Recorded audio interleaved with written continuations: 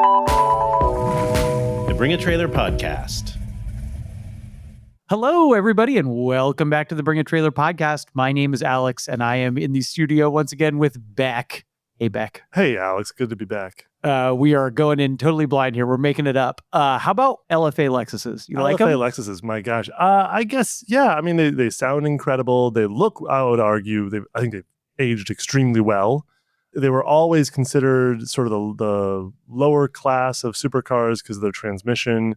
They really missed the boat on doing a manual. It would have been incredible. It definitely would be like sort of Carrera GT territory, except today. As I recall, you're about the same age as me. They were developed for a really long time too. It was like kind of like the third generation NSX or the hybrid NSX. People were waiting for a long time. A little bit of vaporware. Yes, for correct. A while. Yeah. But then today, like it hit Carrera GT money. Like all this time, it's been kind of the stepchild to it, but now all of a sudden, $1.8 million. Granted, it's a sub 1,000 mile example, but it's not a Nürburgring or anything. Not a Nürburgring, not a particularly interesting color. I mean, it's white, which is the Japanese racing color, so that's something to say for it, but it's not particularly, I think, it's no special edition. It also wasn't a no-mile car. It wasn't like a true preservation. It's got a couple hundred miles. But yeah, $1.8 million. That's shocking. We were all pretty shocked. There was a lot of gasping in the office. I'm not going to disclose what the reserve was, but it wasn't 1.8 We knew it was going to, we knew it was going to sell. We didn't know it was going to clear reserve by that much. Amazing sale. I actually do like them a lot. I guess it's not really the totally analog sports car era, but it is in that mix of cars. Like there's, it doesn't have a manual transmission, but NA engine. And at the time, what felt like very complicated, esoteric styling, but now I actually think is not that crazy compared to compared to what cars look like now. For sure. And also with that transmission, I mean, that was always a thing that I remember people talking about, and what I was reading about was that was sort of what was holding it back. It's not DCT. Right. It's still single clutch. It's not a manual, obviously. I've never sat in one. I've never driven one. So I have really no idea what it truly feels like, but it sounds like maybe it was overblown. Yes. You're a couple years younger than me, but you will remember when there was this is 10, maybe 15 years ago, the huge backlash against single clutch automated transmissions. But I remember when they came out, people thought it was cool. It was like futuristic technology. So that was kind of a latter day hatred of them, I think, in the shadow of dual clutches coming out and being so much smoother and so much easier to live with. But I wonder if there's going to be a like a retro movement in favor of the kind of, like people embrace very cumbersome old technology sometimes in the car world just because it's interesting and esoteric. So maybe that'll happen with single clutch transmissions. Maybe not. SMGs and F1s, right? Yeah. SMGs, I could imagine people maybe get to a point where they're not always converting them to 6-speed just because they're relatively simple to work on. They're not some complicated dual clutch system that you can't find a replacement for somewhere to work on. It just is a manual transmission. I don't know. Maybe. Have you ever driven one? Oh, which one? Anything with an automated, I drove one SMG and I drove one Gallardo. Well, we were just talking about Sportomatics like crazy yesterday. Oh, yes. That was a big, long conversation in the office. Trying to think, no, I don't think I have. I've driven a lot of automatics where I've shifted them like they're manuals. Oh, totally. Yeah. With paddles and without? With paddles and without, yes. Have you ever driven any of the old Volkswagen Tiptronic things where you can slide? You slide it into the separate little gate and you can ratchet shift it back and forth? Yeah, I mean, our 2015 Volkswagen Golf that we have, base Golf, is our little daily that sits at home and parked on the street for pretty much all the time. I do burnouts by it all the time. There's second gear. Oh man, I just walked by that Golf. The tires I bought at the height of the pandemic. So I just realized, oh shoot, that's 6 years. So maybe you need to start looking at, replacing them. And I went to go check them and the tread's literally falling off. Oh, it's dude. Peeling off. Good thing you looked. So now I got to start that process. Yeah. That's always fun. You'll be fine. It'll be fine.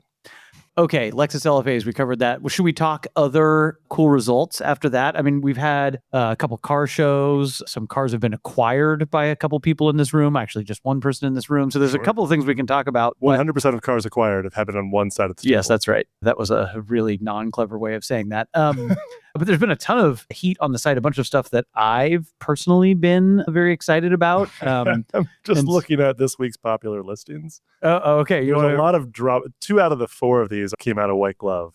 So I'm great thinking about them. Talk about them. All right. So let's go fun first. 2025 Watersports Car Series L. I was L. hoping you could school me on this. Oh okay. What is this thing? So at first glance, it looks like, what is that, a Gallardo?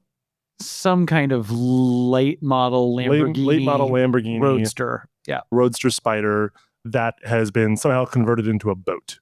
But it has the wheels and everything. Has the wheels. So it looks and the like it brake got calipers. plopped down on a hull. It's kind of like a visual trickery that you would see riding around in a bay in Miami.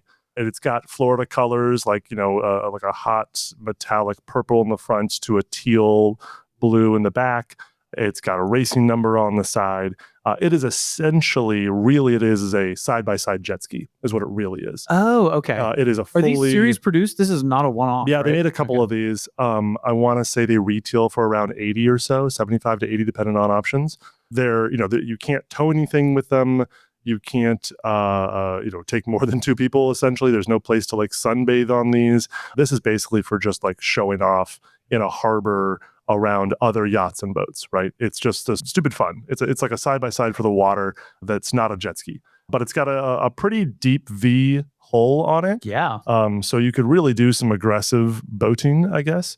And it's got a 250 horsepower motor and water jet, right? Or does it have a prop? It's a water jet. You can see it on the rear end of the boat. You can see the little exit point for it. Oh, yeah, because you said it's a basically jet ski and they all have a that, super right? powerful jet ski, Yeah, though, right? right. Like a 4-cylinder jet ski. It's running off a Yamaha 1.8 liter. And this thing's just sort of wild. It's basically, obviously, there's no part of this that is actually from the car.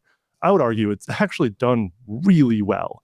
That unless you start to really look at it, you might genuinely think someone actually wasted a car on this. Totally. And so this person came in through White Glove. Sam ran this listing through, took it at no reserve, just sort of like, if we're going to list this crazy thing, we got to make sure this thing sells. And it did well. It sold for $50K. And I feel like that's a pretty good return on investment on a boat. Oh, 100%. Especially something so outrageous. Correct. Like you can't take your family on this. This is a trip. This is a $50,000 joke. Correct. Yes. Yes. It is a joke of fun. It is lot number 239125. Look for the Lamborghini shaped boat. That's a hot You don't need the lot. You don't need that lot number.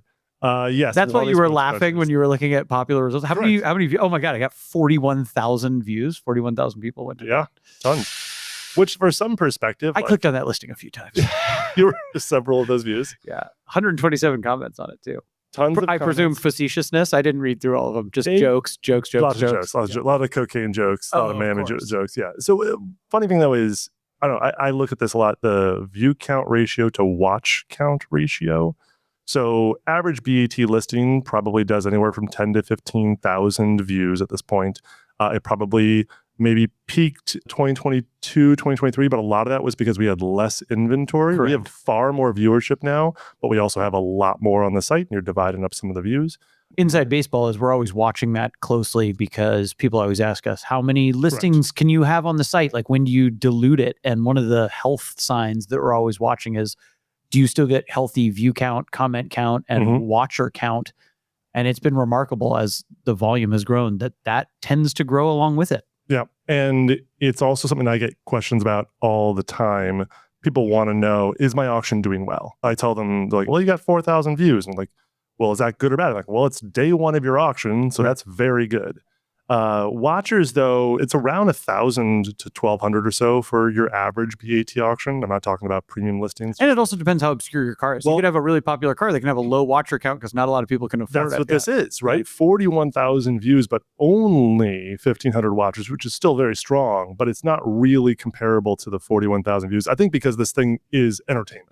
100%. Right. It's not necessarily, people are not actually going to consider, well, maybe I want to know when to bid on this thing. But a lot of people wanted to know how it ended. They want to come see the auction close. So that's really interesting to me. 55 bids on it, buddy. It actually did really well. It did really well. It did extremely well. We were all impressed. The whole White Glove team was watching it as it was closing. Client services was on it watching. But then also the other one I was going to mention that's currently listed on this week's popular listings, which we were brought to this because of the LFA that we started off the conversation with, was the Sequential-VIN 1965 Porsche 911s. This was a study. This was a study in, does this thing work? Does this whole approach, which we get pitched things like this. Paired VINs, yeah. Every day. Literally every day, someone in this company is being asked, should I be listing my VIN-matched demons, my Sequential-VIN this, all this kind of stuff. And we virtually always say no. We've only done it a couple times. It's very rare. This was a unique situation. I had never seen Sequential-VIN like this. The cars are pretty much identical. They're both first Randy and I talked years. about this a little in the last pod. One's an Alumni car too, which is Correct. interesting. Yes. Yep. And that's, I think the tough thing for sometimes people to accept is that sometimes you've already found your buyer. It's you. Yeah. You're the one. You're the one. And that's really tough to sometimes get people to accept that. They just have to throw the spaghetti against the wall. They have to do it. And this guy was willing to do everything he needed to. He really wanted to try hard at this. And we hired a photographer. It was 2 shoots. It was double a fee. It was all these things. And he had a mechanic involved and all that. And it was just, if you notice, it didn't even bid to what the other cars single sold car for. did. Yeah. And this is a tough one. I think part of it is a cyclical nature, right? 60s European cars are just, in generally speaking. You and I love 65 911. So this is good. fantastic. Yes. It's good news. We could have bought this together. I know.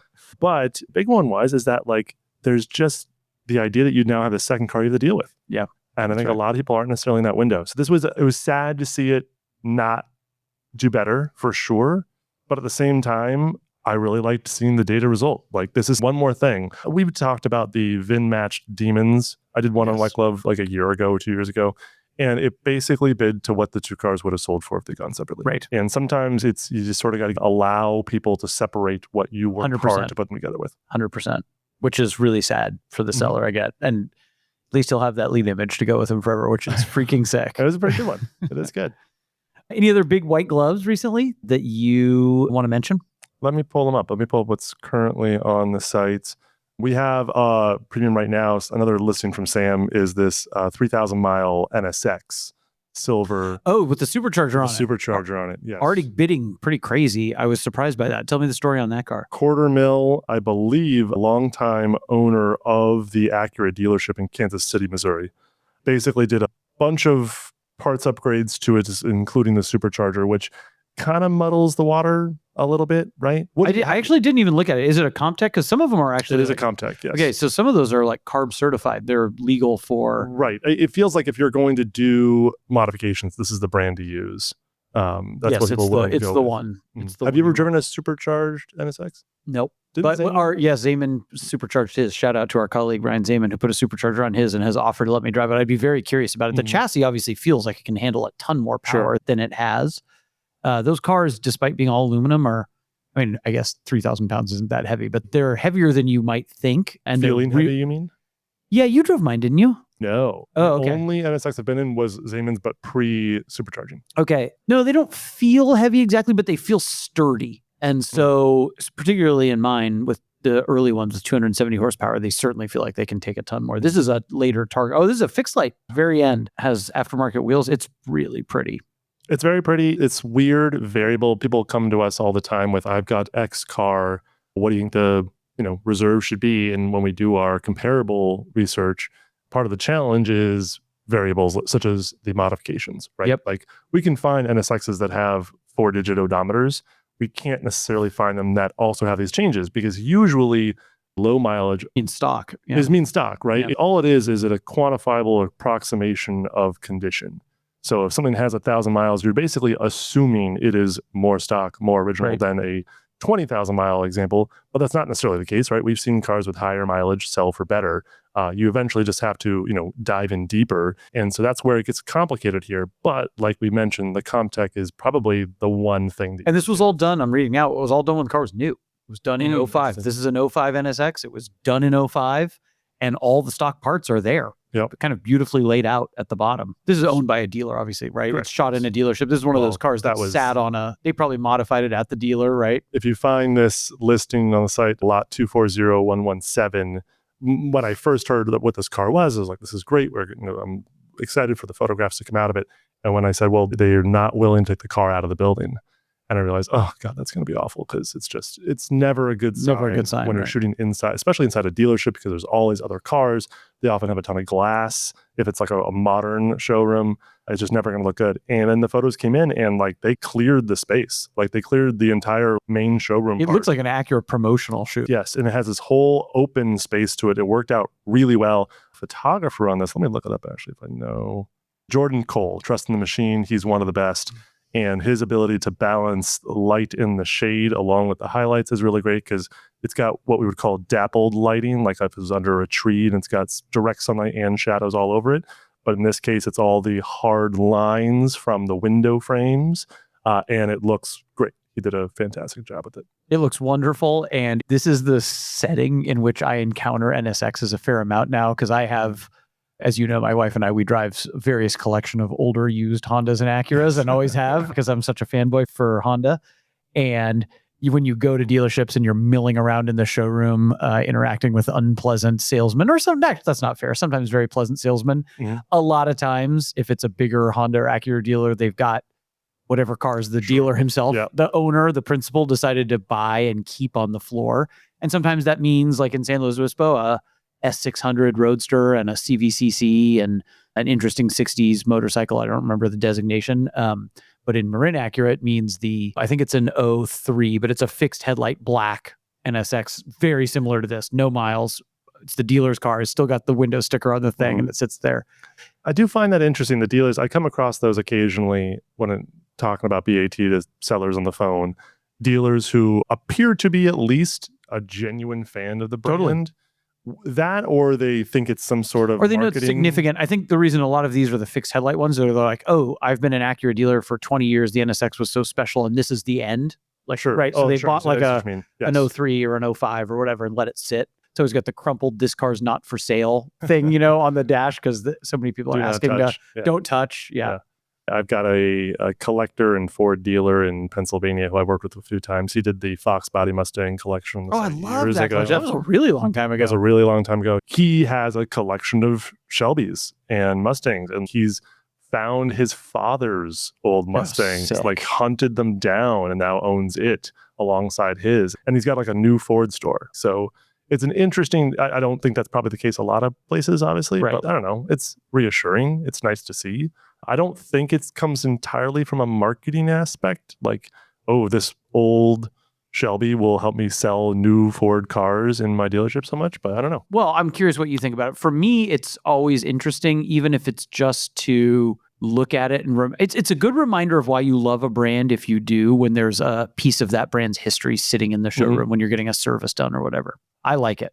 Although I'm usually happy to check out like when I went and bought my wife's Acura SUV, like while I was waiting for the painfully long paperwork process to be dealt with and to be sold clear coats and everything that were already on the car because it was used, there was a new Integra Type S, and that's a car I'm interested in. So poking around that was fun. I mean, that's 5 minutes, but I like seeing that kind of stuff.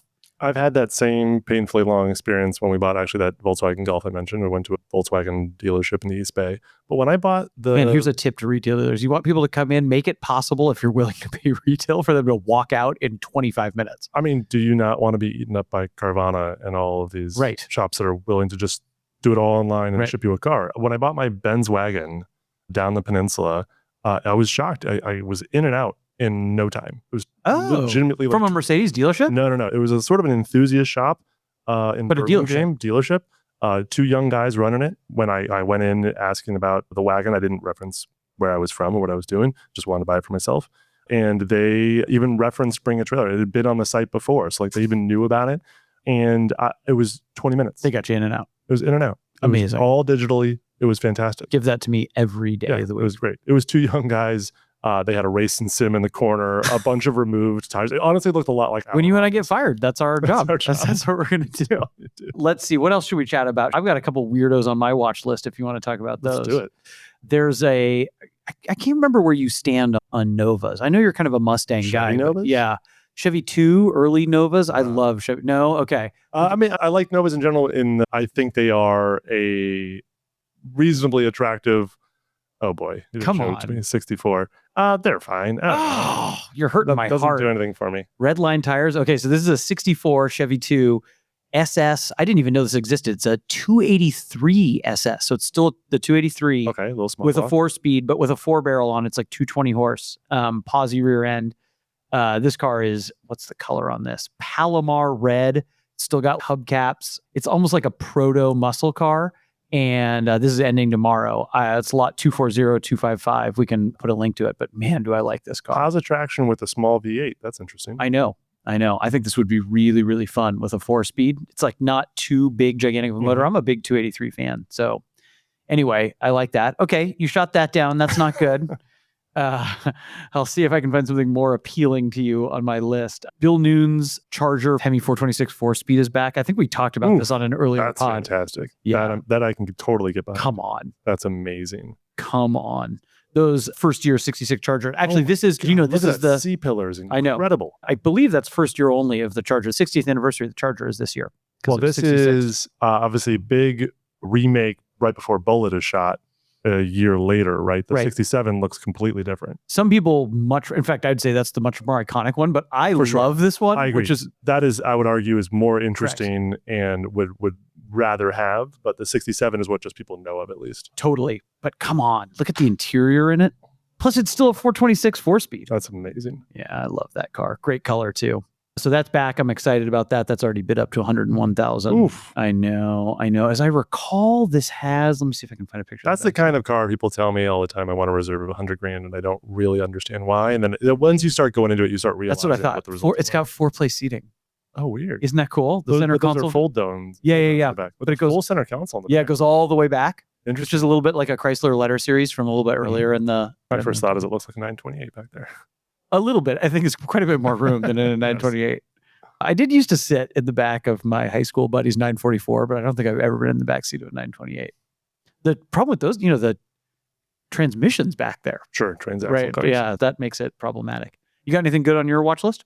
My issue is that I watch everything that's coming through my team. Oh, well, was this you? Because this was on my watch list. That was White Glove. Oh yes? my gosh. Yes, okay. it was. Okay. It was, so I was following this, not knowing that it was a White Glove listing that your team was working on. But as you know, and as anybody who listens to this podcast knows, I badly want a GT350 early car. I've drifted into 67 and 68s as long as they have a 4-speed 350, not a 500. You don't care about Dearborn versus Van No, I got schooled by, shout out to Adam Lucasell. I got schooled by him on that, on one of our power sellers. What was the schooling? I didn't realize 60.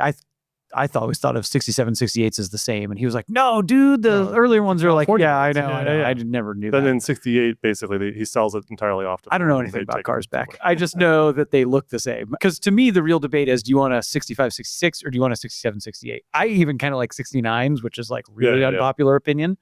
69 GT350s specifically. 350s. Yes. 350s with a 4-speed. And the longer you go, the more rare 4-speeds are. We actually have a green 67 GT350 4-speed. That's like a pretty rare car. But anyway, back to the car at hand. Those have gotten so expensive, even kind of drivers and rough ones. I've kind of missed the boat there. It's interesting. A lot of muscle cars are not upwardly mobile, but those are. Yep. So as Randy always tells me, just get a regular Fastback, dude. You can make it a Shelby clone if you need to. And this one was really calling to me. It's a 66 K-code 4-speed, hypo 4-speed Fastback. GT Fastback. It's the GT Fastback. Best thing short of a Shelby, right? And in a really weird color that I'd never seen before. Redline tires, had the 14-inch styled wheels, springtime yellow, which is like a cream, almost like a cigarette cream color. It's not really white at all anymore. Beautiful car. I knew it was going to go well because it was restored. I knew it was going to sell well. Did not expect it to sell for $108,000. So I've missed the boat on GT350s and on sick K-code Fastbacks, I guess. Numbers matching, super clean, very nice. It's basically got most of the things that you want. I agree. So the nice connection between K-code and Shelby's, people might maybe not necessarily know, is that the original GT350s were all K-codes out of the San Jose plant. And so you actually still have, some sort of motorsport connective tissue, if you will. This is what inspired it. They used the motors that came in the K-code, modified them into Shelby spec, right? Yeah. Yes. So rather than putting in their own different engine. That's why the 271 horse out of the Hypo 289s, it's not the same, right? It's scratching on the door of 300, right? For GT350. I think it's 306 or something like that. Yeah. Okay. So it's not the same, obviously, in so many different ways. However, this is with a base spec, right? This is the body in white, if you will, that they were taking from it and then applying their own VIN to it, which we've had a lot of fun talking about those.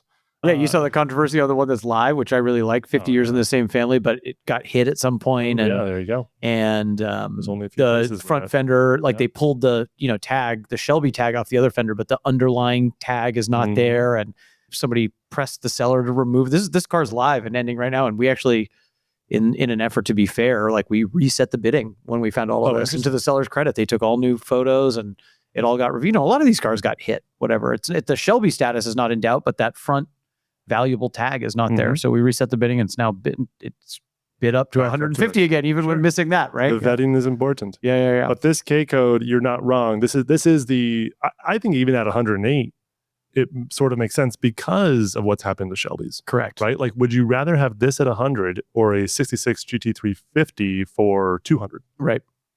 You might really just want this. But no, I do. I actually. But really you know like what the advantage of this car is over the Shelby?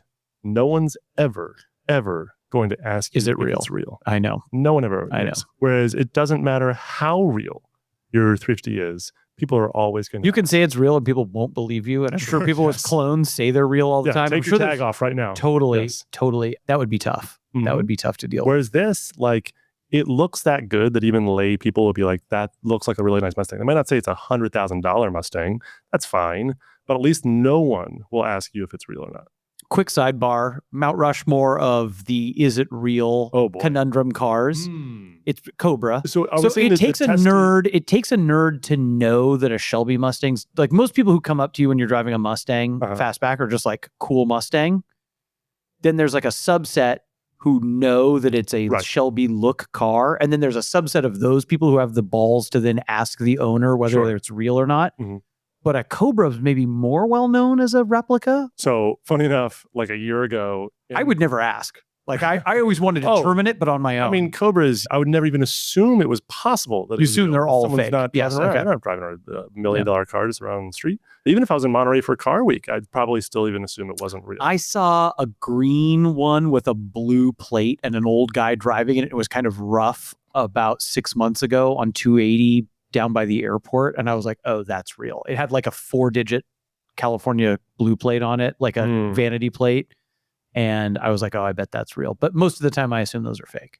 In the SF Chronicle, like a year ago, they had some little hot story about how someone had crashed their Shelby Cobra in Napa. And the photo was posted by the CHP about like, you're not a racer today, boy, or whatever it was. And it was broken fiberglass. It was broken fiberglass, totally not on the bent wheel. aluminum. And I'm not the type to comment on news stories at all, but I used to freelance for the Chronicle, and I didn't know the writer, but the story had just gone up, that afternoon, and I wrote them a little message just saying, hey, just a heads up, because they referenced in the story like these cars typically sell for over $1 million. Oh, stupid! Someone crashed $1 million Shelby Cobra. No, they did not. So I messaged them just saying, there's just a heads up. I can't tell if it's a Kirkham or a Factory 5, but it's definitely not. Definitely not even a Superforce. And so I messaged him saying, it's probably a replica. You can tell by the fiberglass body. And very kindly, the guy responded, said, you're like the third person to message. Because Shelby people are the worst. Yeah. So those are probably up there. The other one that comes to my mind is 550 Spiders. Porsche 550s. Really? Oh, I see what you mean. I'm sorry. Replicas. Yeah. And or Speedster. Well, with Speedsters, there's enough Speedsters that maybe not. 904s. I mean, any 904 any for sure. fiberglass Porsche, obviously. But then 550 Spiders, sure, those aren't fiberglass, but those definitely always going to be That's replica. probably the highest percentage of you can guarantee it's a replica. Correct. Yes. You don't even ask. Right. You wouldn't ask because it would almost... You'd look like... There's not a ton of Shelby Cobras, but there's more than there are 550s. For sure. And plus also, they just, I think, with 550s, the real ones aren't necessarily all out here either. They're more likely to still be in Europe. Yeah, 550s, Cobras, oh man. GT350s. Do you think there are more Cobra replicas or GT350 clones? That's got to be the highest number of cars. Like the Cobra replica has to be the highest. That's the most popular replica of all time. Popular replica. Yes, I would agree with that for sure. Because I mean, the sheer number of them that we see on the site, we have a whole model page. Correct. For that. Whereas if you search the term GT350-style on the site, I can't imagine it would return nearly as many listings as what we have in a Cobra. I want you to answer two questions. How many Cobra replicas do you think we've listed? Holy crap, it's more than I thought. And how many do you think are live currently? I'm going to go high and guess there are 5 currently. That's exactly accurate. Is that exactly? Okay. There are 5 live. I can basically think of 5 different manufacturers of them, essentially. Yeah. And like the specs are so different on them. Like some of them have big blocks and some of them are 289 replicas and some of them are, they're all over fiberglass, aluminum, carbon fiber bodied. All the carbon fibers are pretty rare. Completed auctions, I will go 500. 1,109. Okay. Amazing. Have you ever driven one? Nope. Never driven one? I don't even really have, you know what I want? Of course, because I'm such a contrarian. I want an AC Asica, which is the, what a moron, which is the coupe version of the Ace that the Cobra is based on. I also like Aces with Bristol motors. Does the coupe version have any of the Shelby Daytona coupe? People definitely, lines? no, not at all. But people definitely converted them and put 289s and 260s and I think even like probably small block Chevys in them. 50 GT350 style Mustangs that we've listed. Although we're a little careful. That's a loosier, goosier term. And there's also some sellers who don't want that, like because it might have like the script on the side, but it has nothing else. And so you can't really call it that. It's like when there was that big fat, here's another one. Another big replica issue would be Carrera RS's. 73 totally. build. But that's like the GT350 that you're using a real 911 and then cloning. But then again, if you saw a long hood 911 with a ducktail spoiler and Carrera RS script on the side, you always imagine it's fake. Would you think it's real? It's always, no, you always imagine it's fake. But they made 1,500 of those, so a lot of them are actually real. And it depends where you are. Like when I went on the Coppers date with Zach and there were 7 of them, I'm like, those are all real. When you're in the right space for it, for sure. And that's actually one that if I saw around Monterey during Car Week, I actually would give it a good chance of being totally for sure. Totally. Yeah. A setting matters for those. Okay, so just to close the loop, K-Code guy was stoked, right? He must have been. He was thrilled. I mean, reserve, again, not going to disclose what it was, but it certainly wasn't. It surpassed it by a considerable amount. Yes. And he was hopeful. He'd had the car for a long time. Was he the restoration commissioner? Restoration commissioner for it. He was, hoping for a lot. Classic case of didn't really want to sell, would love to never have to sell, but considering where he was in life and what he needed from it, it was time to move on. And a nice thing about, I get this question all the time, how do I make sure it goes to the right buyer? Right? Because a lot of people are looking for it. You and I have joked about this term before, but the next custodian. Oh, yeah. That one makes me throw up in my mouth a little bit. But you do, I feel this even too. Like, I sold one of our colleagues my GT3 and like you do think about it, right? And you think about what they're doing with the car, right? So you do care. And particularly a car that you've either owned for a long time or you've done a lot of work to, or you've really poured your heart and soul. You absolutely care about who's got it next. Yeah. I mean, in a public marketplace, you can't control it. However, it's why I have to avoid divorce. My wife's probably going to listen to this, but I'll say it anyways. You can't choose who the stepfather or mother is to your children, right? That's tough. It's one more reason why avoiding divorce is totally back. It's one of the things. So, but I would say that the person who's willing to pay the most is probably most likely going to treat it the best because they're the most heavily invested, right? It's not a guarantee, but it's probably the best person for it. And so I would imagine if someone's dropping... Someone who's like, I got to have that car. I've got to have it, and I'm willing to compete on a national stage, sometimes an international stage, and pay more than anyone else and set a record, yada, yada, yada. They're probably going to treat it very, very well. Yeah. Are there the cases where it's a multi-millionaire and this is a drop in the bucket and they're not going to treat it well? Sure. But then again, probably that person has indoor storage and they probably have a full-time mechanic and all that kind of stuff. Yeah. Do you have a dream? We've talked about it before of buying one of these over-restored muscle cars where, the underside, they repaint the red. You can see the red. Yes. The right amount of overspray, perfect amount of overspray. I do have a dream of buying one of those and then just driving the crap out of it and ruining all that underside work that was done. Well, because there's a glut of cars like that and actually not that many out on the road. Well, this is a poor comparable, but when I bought my E46 years ago, this is scaling to my affordability level. You told me just buy the nicest one that you can get. And I'm like, well, I don't really want to because I have my kids and I park it on the street and it's going to ruin it. He's like, yeah, ruin it. You're buying it, use it up, let it go on to the next person. Don't worry about saving that value to it. And you can essentially absorb the value through your use of it and through not having to worry about it.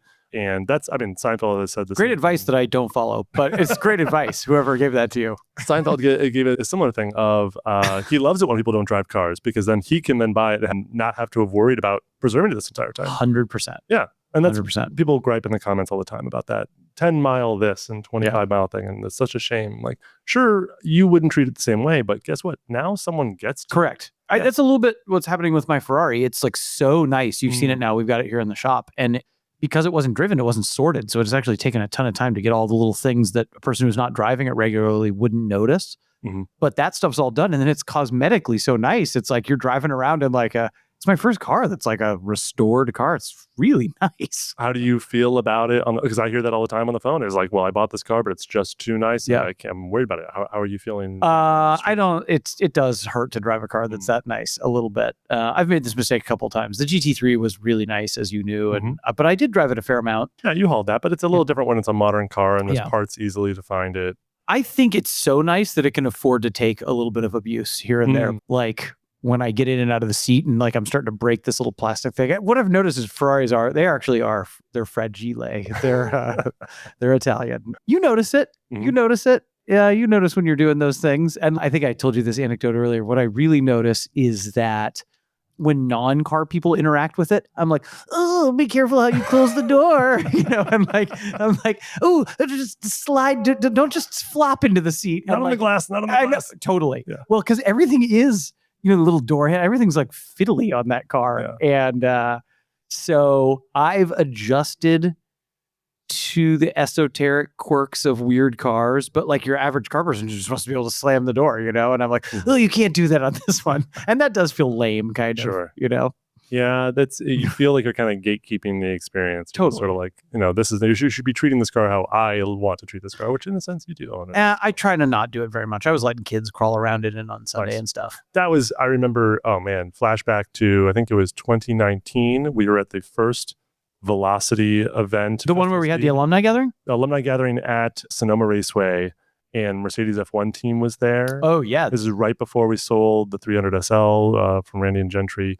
And my assignment for that event was photography. And the 300 SL was there. Doors were open. I think another Gullwing came to that. Yeah, white Gullwing came up. And then right in the paddock next to us, they had that modern Mercedes Formula One car, so Heritage. But they also had the center steer 55 Formula One car with the closed bodywork. Remember that was there? Photos of all of that. But there was a moment there where Randy had his gray SL parked sort of just in the alumni parking area, and doors were open, and just some kids crawling in, and he's crawling all up and over. And at some point, the dad is like, "Oh, I'm sorry," and Randy's like, "No, let him go." It's a car. That's so awesome. It's a car.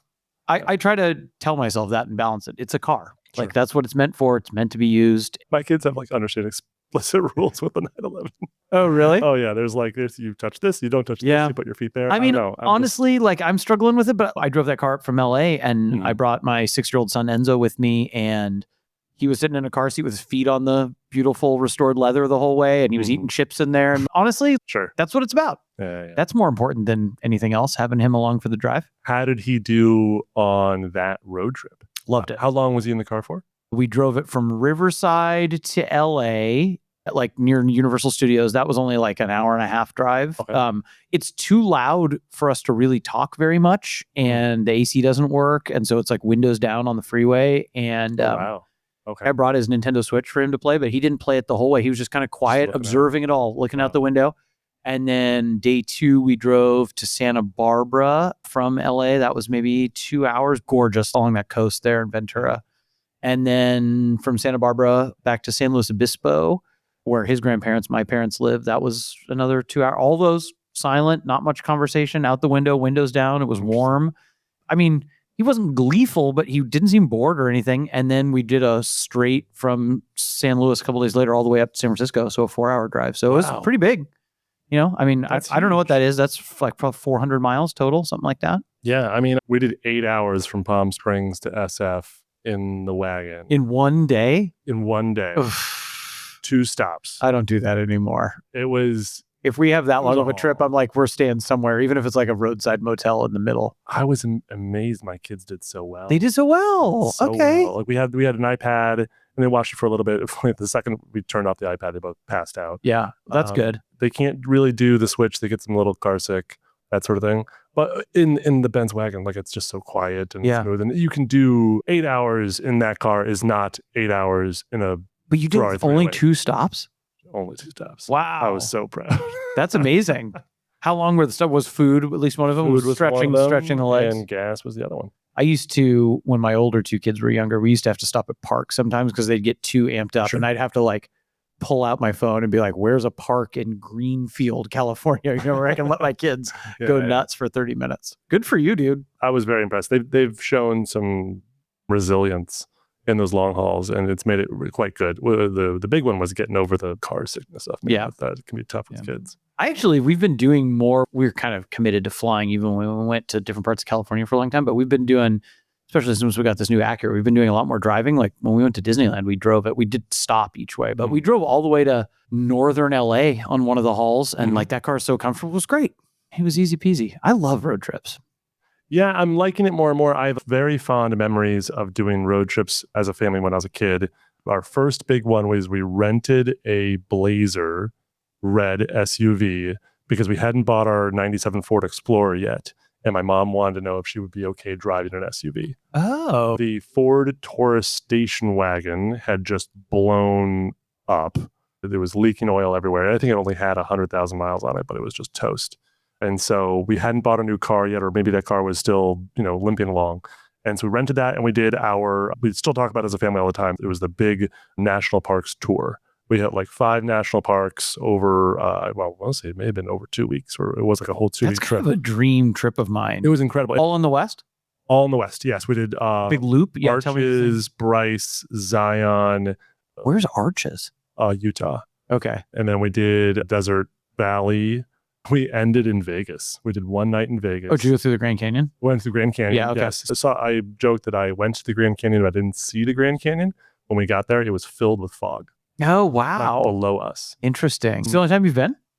To Grand Canyon? Yeah. Yeah, only time. Oh, wow. I haven't been back. Well, there's an excuse to go. Totally. You could do the reverse loop and start there. Just the reverse loop, hit Vegas both ways. Mm-hmm. Yeah. Hell yes, brother. It was supposedly when we got to Vegas, I was like probably 9 years old. And the first thing I saw the pirates jumping off, what is it? Treasure Island? Treasure Island, there it is.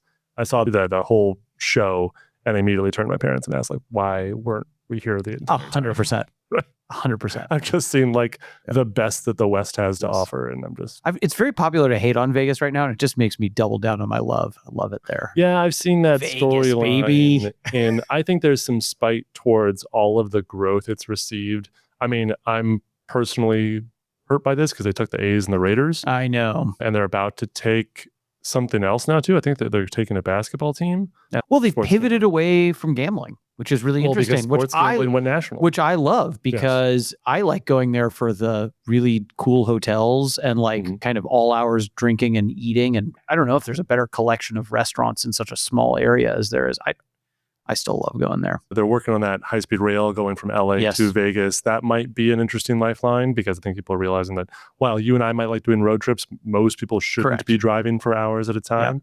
Yeah. And so having that high-speed rail, the difficulty is that once you get to Vegas, like getting around sucks. It's horrible. I mean, I'm not going to sit here spending my whole time validating Vegas. If people don't like it, they shouldn't go. But I think one of the things a lot of people don't like about it, maybe even particularly people younger than us and the generation younger than us, is it feels so fake and phony. And that's actually what I like about it. It feels like an escape. It's always been. You just have to take it at face value. You know what I mean? That, and there's arguments of it's gone so it's real. It's not that different than Disneyland. Disneyland is also hyper fake. If you look at it, right, Disneyland's horrifying, right? It all depends on how you frame it.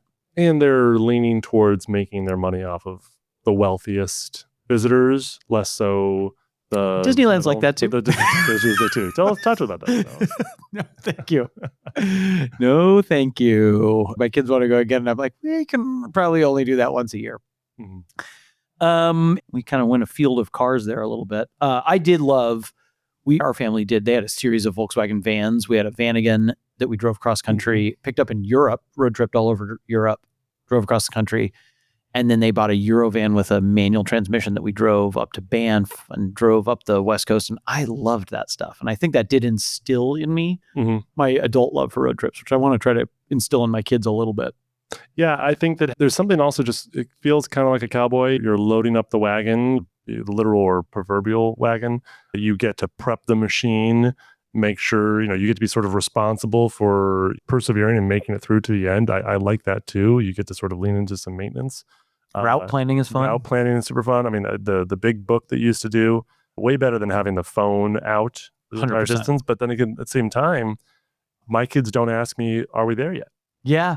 They just look at my phone that's hanging on the dash. I don't even Will can use... say to me, like, oh, we're an hour and 20 minutes away. That's what Enzo... Okay, so sorry, I forgot about this part. He had my phone, like I didn't need directions to get to my parents' house, but I set them for him and he was counting down the whole way. Yeah. This many miles, this many. And when we're in my wife's car, I always have the screen up because I love navigation. I don't usually have the navigation activated, but you can see where we are on the moving map, which is like, it comes from airplane days, right?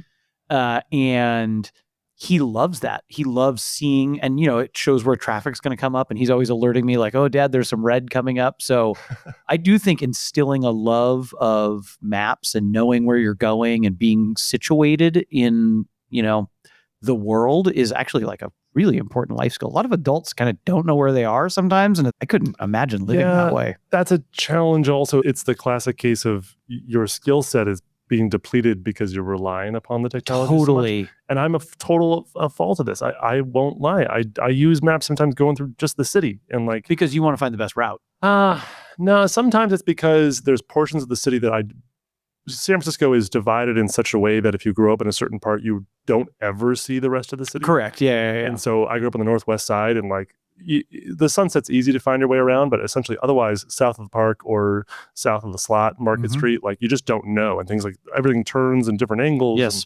And so I will sometimes, I'll use it even though I probably could figure it out, but you should be flexing that muscle when you can. And I try to. What I really try to do actually is I'll bring up the map, I'll figure out the route, and then I'll try to memorize it. Same. I do the same. And then I'll close it, and then I'll just drive it. Yeah. If I really have to, you can find it quickly in the recent left searches. on Missouri, right on 16. Yes, exactly. I try to do the same thing. Yeah. And then your eyes are up. Correct. And you're looking and you're recognizing landmarks. When I was younger, and even up to when I first met my wife, like we'd go to a city and I'd remember a restaurant I went to with my dad.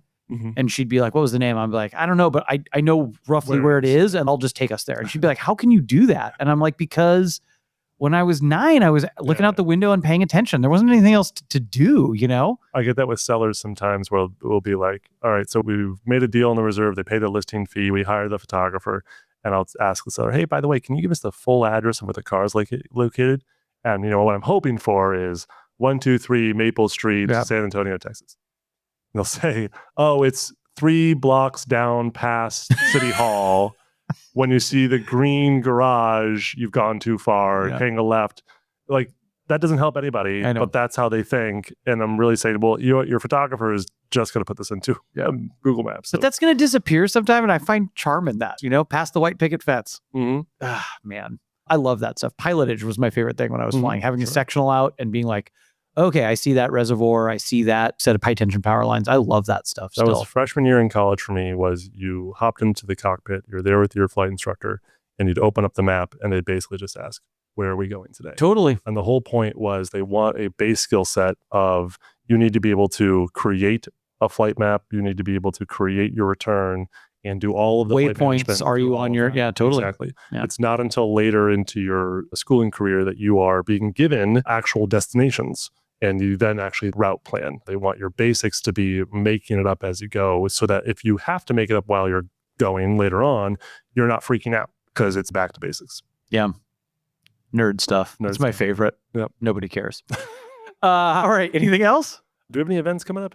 We just had a bunch of them. I know we had 3 this last weekend in partnership with Motoring Club here in San Francisco, and then one in the UK that we're going to talk about on our next episode. Randy is going to talk about that. Howard just got off the Cal Melee. I'm going to talk to him. So our next episode will be both of them talking about big California driving event and then our BAT event in the UK. And then we also had a big event in Florida with our local partner, Bullet Motorsports, Jonathan, who we love. And that was apparently a big success. So that was in South Florida. We had one last year also with K2, another partner of ours, but a little bit further north in Jupiter. Anyway, exciting stuff. We've got some big announcements coming, but we're not...